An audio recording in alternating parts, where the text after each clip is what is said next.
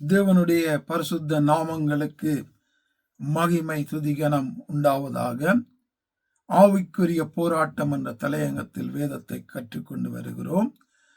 கள்ள பிசாசுடைய தந்திரமான கள்ள போதனைகளை குறித்து பார்த்து கொண்டு வருகிறோம். இந்த நாட்களிலும் எங்கள் மத்தியில் இருக்கிற அடுத்த கள்ள போதனை என்ன? போதகர் என்று சொல்லுகிறவர், ஊழியக்காரன் என்று சொல்லுகிறவர் சத்தியத்தை எப்படி புரட்டினாலும், சத்தியத்துக்கு விரோதமாய் எப்படி ஊழியம் செய்தாலும், எப்படி ஜனங்களை வஞ்சித்தாலும், எப்படி பொல்லாத காரியங்களை, தேவனுக்கு விரோதமான காரியங்களை செய்தாலும் அதை குறித்து விசுவாசிகள் கதைக்க கூடாது. அது தேவன் அழைத்தவர், தேவன் பார்த்து கொள்ளுவாரு என்று சத்தியத்துக்கு விரோதமாக காரியங்களை செய்யும் போது அதை கேட்கக்கூடாது. கேட்டால் தேவனுடைய சாபம் வரும் என்பது வேதத்தில் கிடையாத காரியம். அது ஒரு கள்ள போதனை. தான் என்ன செய்தாலும் ஜனங்கள் கேட்கக்கூடாது. ஜனங்கள்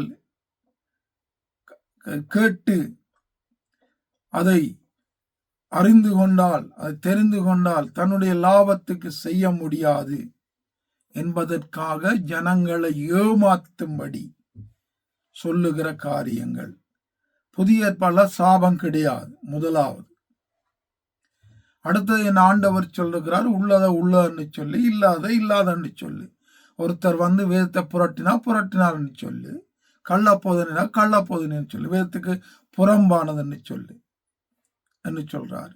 மத்தேயு 23 அதிகாரத்தை நாங்கள் வாசிக்கும் போது அங்கே வேத பாரகர் பரிசேயரை குறித்து வேதத்துக்கு தேவனுக்கு விரோதமாக காரியம் செய்யும் போது அவர்களை பார்த்து என் ஆண்டவர் ஐயோ ஐயோ ஐயோ என்று அநேக தரங்கள் சொல்லுவதையும் கண்டிப்பதையும் வேதத்துல தான் நாங்க பார்க்கிறோம். வேதத்தை ஒருத்தர் புரட்டுவாராயிருந்தால் அதை அடையாளம் கண்டு கொள்ள வேண்டும், ஜனங்களுக்கு அடையாளம் காட்டி கொடுக்க வேண்டும். இதுதான் தேவன் விரும்புகிற காரியம். அதை விட்டுட்டு அவர் என்ன நினைப்பார், அந்த சபைக்கு போக முடியாது போய்விடுமே என்று அவர் சொல்லுகிறதா அப்படியே நம்பி வாழுவது வேதத்துக்கு புறம்பானது.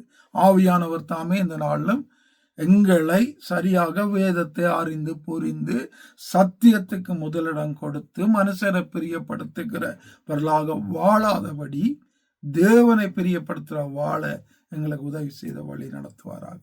ஆமென்.